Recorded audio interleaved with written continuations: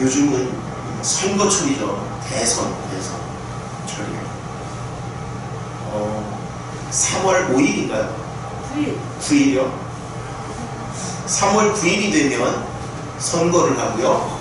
아마 3월 10일 자정이나 그 전후로 당선자가 확정이 되면 이전까지의 모든 것과 분명히 다르게 당선자는 예우부터가 달라져요. 예우부터가. 그죠?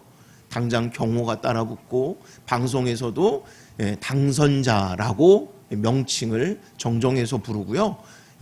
국가적으로 그 사람에 대해서 대통령에 준하는 예우를 갖춥니다. 그러면 좋든 싫든 안 느낄 수가 없어요. 본인도 느끼고 모든 국민이 그것을 느낍니다. 근데요, 우리가 하나님의 자녀예요. 오늘 제목은 상속자입니다. 우리가 하나님의 상속자라고 하셨는데 내가 하나님의 자녀가 되었다는 것을 지금 대통령이 당선된 사람처럼 이렇게 뭔가를 느끼면 좋겠는데 이게 잘 안 느껴지는 거예요. 물론 이건 영적인 것이라서 영적인 눈이 없는 사람들은 안 보여라고 얘기할 수도 있겠지만 그럼 왜 우리는 못 느낄까요? 왜 나는 이 능력이 없는 것처럼 보일까요? 오늘 말씀을 통해서 진짜 능력이 있는지 없는지 어떻게 하나님이 우리에게 그것을 보이시는지 보려고 합니다. 7절 먼저 봅니다. 함께 공부합니다. 우리로 그의 은혜를 힘입어 의롭다 하심을 얻어 영생의 소망을 따라 상속자가 되게 하려 하심이라. 하나님은 우리를 상속자가 되게 하셨어요. 우리에게 뭐 조건이 있지 않았어요. 예를 들면 우리가 혈통적으로 타고났기 때문에 상속자가 되는 경우가 있고요. 그러지 않고 전혀 그런 상속의 권한이 없는데 죽는 사람이 유언으로 이 사람에게 내가 모든 유산을 상속합니다. 내가 줍니다. 하면 그 사람이 상속자가 돼요. 그런데 하나님이 우리를 여기 있는 모두를 하나님의 상속자로 세우셨대요. 여러분들이 상속자 된 거에 대한 이걸 느껴요? 예? 상속자라는 거 느껴지세요? 예? 어떤 게 도대체 변화가 되었나요? 뭘 가지고 느껴요? 예? 내가 상속자인 거. 살면서 기도할 때라도 사실은 이걸 먼저 느껴야 돼요. 한 목사님의 고백입니다. 여러분들 많이 아시는 분이니까 은퇴하신 원로 목사님인데 이동원 목사님이 설교할 때 이런 얘기를 하시는 걸 들었어요.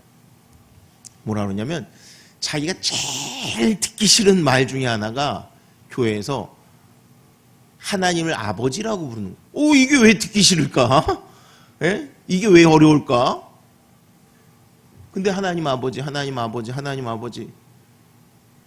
또 심하신 분들은 기도할 때든 말할 때든 아버지 이러시는 분들이 있어요. 그게 너무 듣기가 안 좋았대요. 본인이. 하나님 그리고 거룩하게 이렇게 하면 되지 꼭 아버지를 붙여야 되나? 아버지 맞지? 맞긴 맞지 그러면서도. 그런데 본인이 어느 순간 이 하나님을 만나고 났는데 너무 소중하고 기쁜 말이 뭐였냐면 하나님을 아버지라고 부르는 거였대요. 그죠? 우리는 하나님을 아버지라고 불러요. 이게 상속자의 특권입니다. 이것만 있을까요? 아니요. 수없이 많아요. 오늘 어떤 것들이 있는지 또 왜 못 느끼는지 한번 보려고 합니다. 넘겨보겠습니다. 1절 한 목소리로 분갑니다. 너는 그들로 하여금 통치자들과 권세 잡은 자들에게 복종하며 순종하며 모든 선한 일 행하기를 준비하게 하며. 오늘날 우리가 세상을 살아가면서 오늘날만이 아니에요. 언제나 그랬어요. 사람은. 뭐가 어렵냐면 순종한다는 게 어려워요. 특별히 오늘 이 본문에 나오는 너는 이라고 하는 그들은 누구냐면 너는 그들로 하는 그들이 누구냐면 종이에요. 종이었는데 예수님을 믿고 변화되었어요.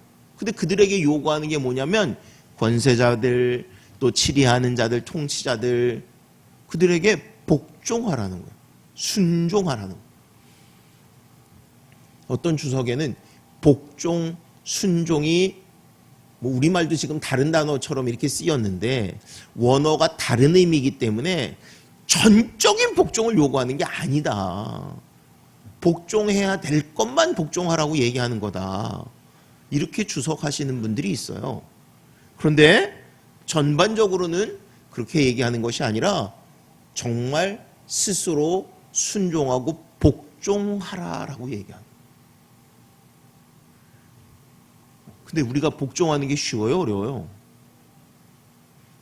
제일 여러분들이 내가 복종하지 않는 사람이라는 걸 뭐에서 느껴야 되냐면 부모님의 말씀에 순종하지 않는 내 모습을 보고 여러분들이 느껴야 돼요. 다른 거 다 빼고 내가 부모님의 말씀에 순종하지 않는다. 그럼 내가 본질적으로 순종을 못하는구나 라고 생각하시면 돼요. 왜? 이 세상에서 지금 우리가 살고 있는 이 지금 여기서 나를 가장 사랑하시고 나를 잘 알고 내 모든 것의 근거예요. 근거. 그럼에도 불구하고 부모님 뭐라고 얘기하는데 내가 반항하고 싶고 순종하지 않는 마음이 있다. 내가 그런 모습인 거예요. 그런데 뭐 다른 누구에게 권위자에게 뭘 순종을 해요. 근데 뭐라고 그러냐면 순종하래요. 복종하래요. 여러분 내가 믿는 자가 되면 순종하는 거예요. 어떤 면에서는 내가 하나님의 자녀 상속자가 되었어요. 예수 그리스도를 만났어요. 변화된 나의 모습이 뭐냐면 순종하는 모습인가 하는 거예요. 누구에게? 나의 권위자에게. 그게 부모님이 될 수도 있고요. 학교 선생님, 교수님이 될 수도 있고요. 회장, 사장이 될 수도 있고요. 누구든지 나보다 지금 위에 나에게 명령권자에게 순종하는 거예요. 이유는 그 사람도 하나님이 세우셨어요 하는 거고요. 내가 지금 거기에 속했습니다라는 거예요.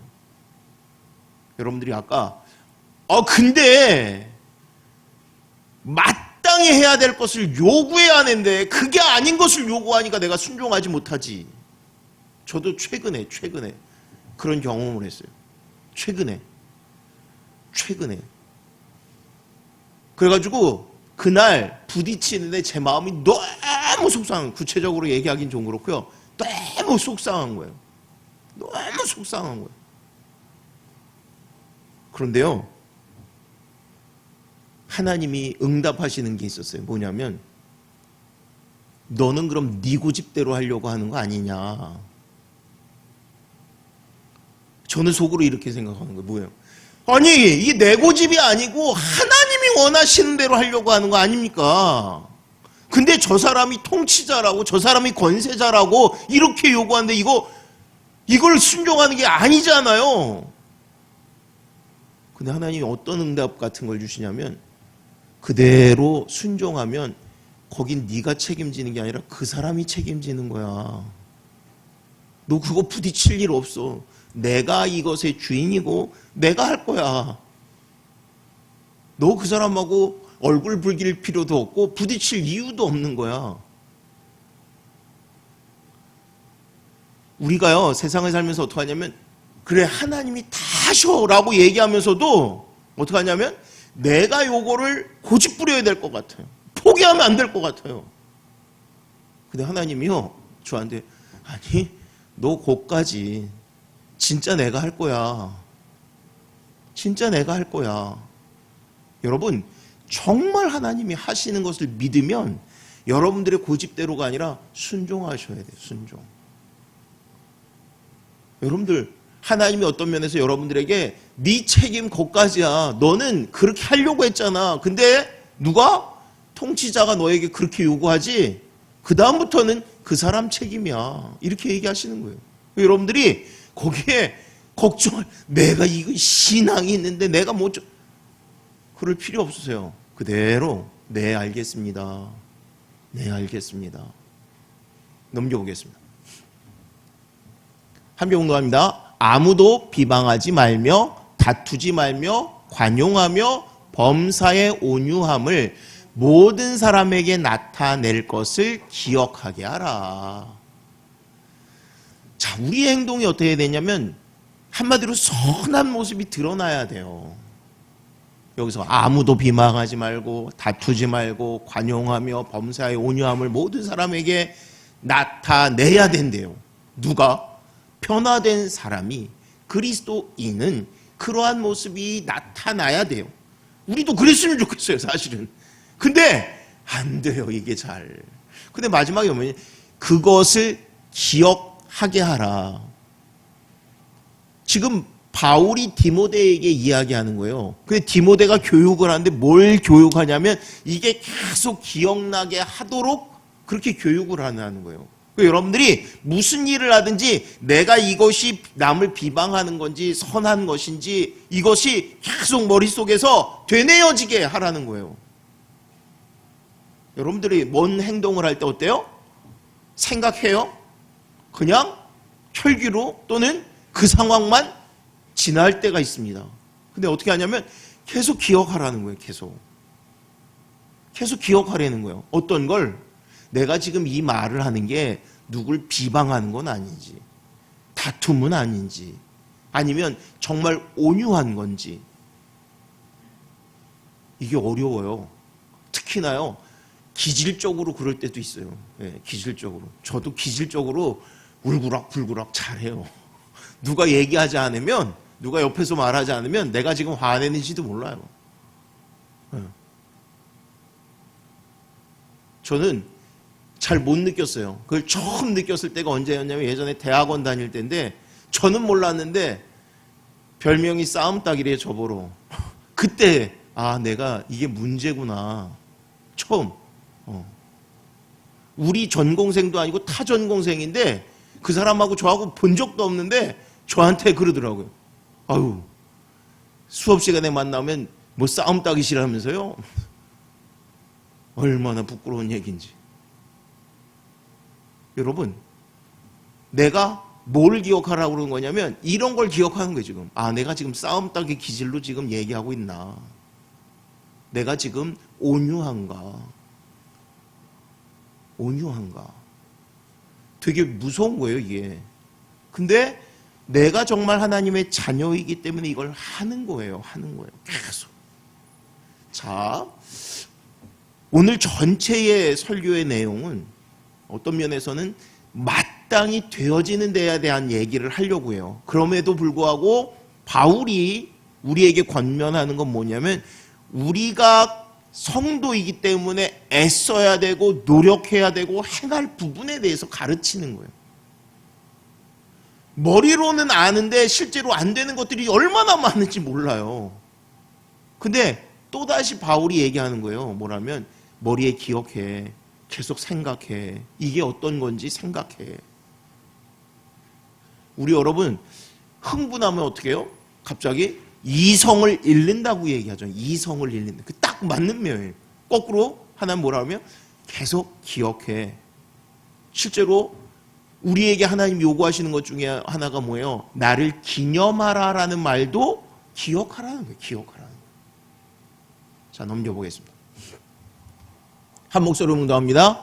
우리도 전에는 어리석은 자요, 순종하지 아니한 자요, 속은 자요, 여러 가지 정욕과 행락의 종로로 탄 자요, 악독과 투기를 일삼은 자요, 가증스러운 자요, 피차 미워한 자였으나.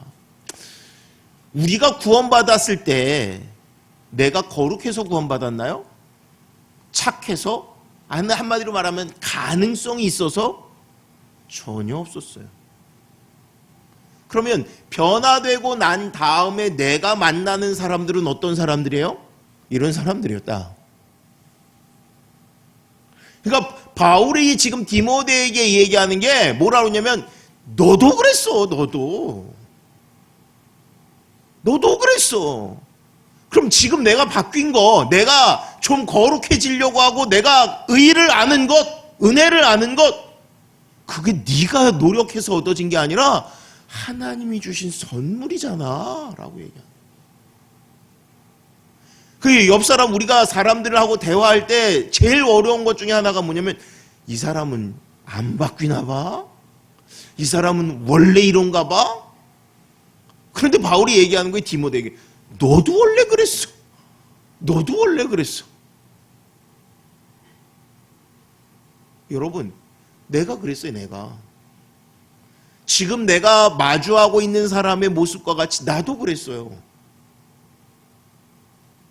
그런데 그 사람 앞에서 내가 어떻게 하라고 그러냐면, 바울이 복종하고 그 다음에 하나님의 의와 거룩을 드러내려고 머릿속에 되뇌면서 말을 하라는 거예요. 우리는 어떻게 싶으면 이놈은 안 돼! 그러고 싶잖아요. 이놈은 안 돼! 애초부터 가능성이 없어서. 그런데 하나님 뭐라 하냐면, 너도 그랬어, 너도. 너도 그랬으니까 그 사람에게 대하여 말할 때, 행동할 때 계속 이걸 기억하면서 내가 지금 하는 말이 어떤지, 행동이 어떤지 기억하라는 거예요. 기억하라는 거예요. 자, 넘겨봅니다. 함께 공동합니다. 우리 구주 하나님의 자비와 사람 사랑하심이 나타날 때에 우리를 구원하시되 우리가 행한 바 의로운 행위로 말미암지 아니하고 오직 그의 긍휼하심을 따라 중생의 씻음과 성령의 새롭게 하심으로 하셨나니. 여기서 잘 봐야 되는 게 뭐냐면 5절, 우리를 구원하실 때 어떻게 해요? 우리가 행한 바 의로운 행위로 말미암지 아니하고. 하나님이 이걸 전적으로 배제하셨다는 거예요. 우리는 뭔가 조금이라도 내가 한 것을 이야기하고 싶어요. 근데 절대 이걸로가 아니라 오직, 다른 것이 아니라 오직 그의 긍휼하심을 따라 하나님의 사랑 때문에 우리를 깨끗게 하시고 성령으로 새롭게 하셨대요. 이 얘기를 왜 하실까요? 우리에겐 아무 근거가 없어요. 그렇기 때문에 상대방에게 대하여 이야기하거나 어떤 행동을 할 때 저 사람은 왜 그래? 라고 말할 수 없어요. 나도 근거가 없었어요. 나도 거룩함에 하나님이 내가 뭔가, 우리는 그러고 싶잖아요. 그래도 내가 뭔가 좀 애쓰니까, 아니 내가 그래도 이런 성품이 있으니까 뭐 하나라도 좀 건지고 싶어요. 자기 자긍심에는 좋을지 모르는데 이게 문제가 뭐예요? 다른 사람을 정죄하는 데 쓰는 거예요. 그래서 뭐라 그러냐면, 아니 아무것도 없어. 아무것도. 오직 하나님의 긍휼하심 때문에 우리가 구원받은 것이고 죄 씻음 받은 것이고 새로워진 거야. 넘겨봅니다.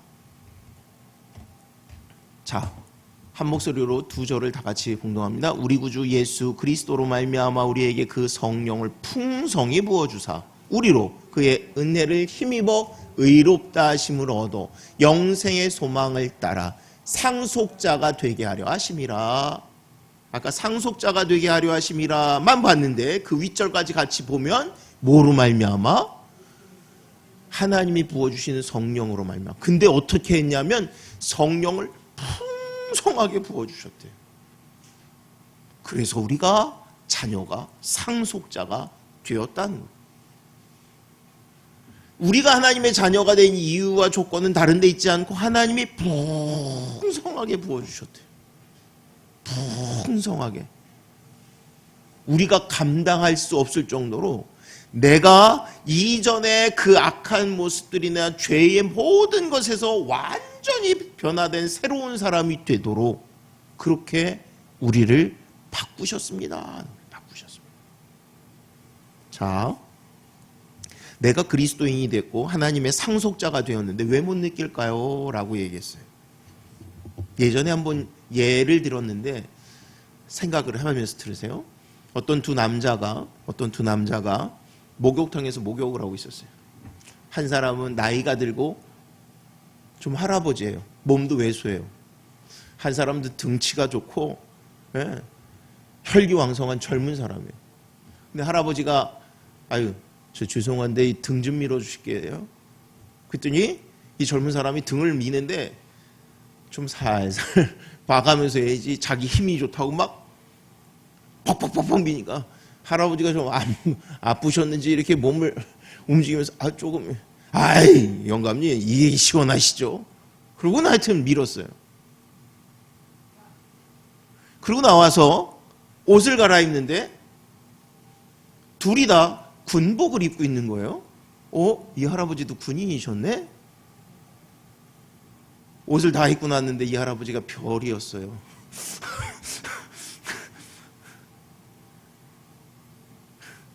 눈이 번쩍 뜨이는 거예요.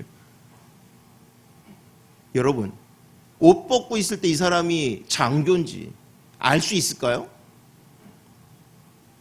언제 아냐면 이 사람이 군인으로서 자기의 지휘권을 발휘할 때 알아요. 자기가 그 지휘권을 발휘할 때 알아요. 자, 보세요. 우리나라에 오늘인가 어제 제가 그 뉴스에 보니까 수영 잘하는 애 이름 뭐예요? 박태환이 말고 요즘 잘하는. 예? 하여튼 걔가 메달 땄다고, 금메달, 그죠? 세계 선수권에서 200m 거기서 땄대요. 걔 금메달 따겠어요 또 이제, 그죠? 저기 올림픽에서. 예. 와, 대단하죠. 걔 나이가 지금 고등학생이죠, 걔 아직까지도. 아닌가요? 맞죠? 그때 올해 올림픽 할 때 고등학생이었잖아요. 2학년인가? 2학년이었어요? 3학년? 2학년으로 왔는데 아무튼 그게 얼마나 가능성이 높은 애예요? 예. 근데 아무튼 여러분들이 요즘 TV에 보니까 박태환이가 그냥 뭐 축구하는 것도 잘 나와요. 여러분들이 이 박태환이랑 같이 뭐 생활하는데 얘가 수영을 잘한다는 걸 알 수 있을까요? 물속에 들어가야 하는 거지. 이 육지에서는 아무리 날고 기는 수영을 그렇게 해도 아무짝에도 어떤 면에서 쓸모가 없는 게 아니라 알 수도 없고 표현도 안 됩니다. 여러분, 오히려 물 위에서 여기 지상에서 뭐 수영을 하는데 뭐 이렇게 예를 들어서 폼을 잡으면 수영을 아예 모르는 애가 더 잘할 수도 있고요. 우리가 착각할 수도 있어요. 근데 물속에 들어가면 착각이 아니라 얘가 어떤 애인지 너무 잘 보이는 거예요. 무슨 얘기를 하는 거냐면 우리가 하나님의 자녀요 상속자인 것이 언제 드러날까요? 언제 드러날까요? 우리가 착각하는 게 있어요. 어떤 거냐면 내가 기도를 하면 이 사람이 병이 탁 낫고 막 이런 게 그런 기적인 것 같아요. 물론 그런 기적이 나와요. 그런데 중요한 건 뭐냐면 내가 하나님의 자녀와 백성으로 살려고 할 때 나타나는 거예요. 내가 거룩함의 자녀로서 살 때 나타나는 거예요. 여러분, 칼이 있어요. 칼. 옛날에는 여러분 칼들이 그냥 잘 드는 칼이었지만 요즘은 기술들이 좋아서 이게 쓸데없는 데는 안 베줘요. 예를 들면 기계가 그렇잖아요. 기계가 작동을 하는데 어떡하냐면 옛날에는 손가락 집어넣으면 손가락이 잘렸는데 지금은 손이 안 잘리는 기계들이 나와요. 무슨 얘기를 하려고 하는 거냐면 하나님이 우리에게 주신 검은 아주 예리한 검입니다. 그런데 이 검은 아무데나 쓰이지는 잘라지는 그런 검이 아니라 거룩의 검이고 정직의 검이에요. 하나님이 나를 자녀 삼으셨을 때 이것을 가지고 내가 하나님의 자녀답게 살려고 할 때 은혜가 나타나는 거고 능력이 나타나는 거고 생명의 일들이 나타나지 아무짝 어떤 면에선 거짓되고 힘이 부패한 일에 내가 쓰면서 왜 능력이 안 나타나지? 안 나타나는 게 당연하다니까요. 박태현이가 육지에서는 아무짝에도 쓸모없다라고 얘기하면 그렇지만 수영 선수로서의 그 가치가 나타날 수가 없는 거예요. 내가 부정직하고 거짓되고 힘이 부패한 일을 삶을 살면서 그게 나타나면 잘못된 거예요. 하나님은 그렇게 나타내시지를 않으세요. 하나님은 내가 하나님의 은혜로 살려고 할 때 주께서 원하시는 것들을 품을 때 하나님의 은혜가 능력이 나타나는 거예요. 그런데도 어때요? 오늘 내가 그와 같은 일들을 소망하고 하려고 하면 계속 이걸 기억하래요. 의지적으로도 우리가 해야 되는 거예요. 의지적으로도. 하나님이 원하시는 대로 살려고 해야지. 하나님 기뻐하시는 것을 내 안에서 품고 나타내야지. 그러면 하나님이 우리에게 풍성한 것으로 보여주시겠다라고 말씀하시는 거예요. 여러분, 내가 왜 하나님의 능력이 없을까? 왜 난 거룩의 모습이 없을까? 내 자신을 돌아봐요. 내가 하나님의 자녀의 이 일을 하고 있는지를 보세요. 여러분, 우리가 하나님의 자녀의 삶을 살 때 하나님은 나를 거룩하게 하시고 하나님의 능력이 우리를 통해서 나타나고 고백되어지게 하기를 원하세요. 그러므로 우리가 그 은혜, 마지막 한 절 더 봅니다. 넘겨보겠습니다. 함께 보면 이 말이 미쁘도다. 원하건대 너는 이 여러 것에 대하여 굳세게 말하라. 이는 하나님을 믿는 자들로 하여금 조심하여 선한 일을 힘쓰게 하려 함이라. 이것은 아름다우며 사람들에게 유익하니라. 하나님의 말씀이나 하나님의 능력은 모든 사람에게 유익이 되는 거예요. 선이 되는 거예요. 아까 내가 뭘 했는데 왜 나는 능력이 안 나타나? 아니라 여러분들이 정말 거룩하고 온전하게 하려고 할 때 모든 사람에게 이 은혜와 능력이 나타나요. 향기가 드러나는 거예요. 하나님이 원하시는 모습을 살려고 하는 것, 이게 기도예요. 이게 하나님이 원하시는 기도는 내가 주여만 하는 게 아니라 주 말씀을 가지고 내가 내 삶 속에서 지켜 행하려고 하는 거예요. 하나님이 살아계시기에 내가 하나님의 자녀이기에 그 말씀을 지켜 행하려고 합니다. 여러분, 내 유익을 위해서가 아니라 내 욕심대로 내 정욕대로가 아니라 하나님이 원하시는 대로. 그러면 아까 얘기한 우리 안에 이게 칼이 있었는지 몰랐는데 그 칼이 심령과 골수를 쪼개는 칼이 되는 거예요. 여러분, 우리 안에 하나님이 주셨을 뿐만 아니라 우리가 상속자입니다. 하나님의 은혜가 능력이 나타나는 그러한 삶을 사는 저와 여러분들 되시기를 주의 이름으로 축원합니다. 기도합니다.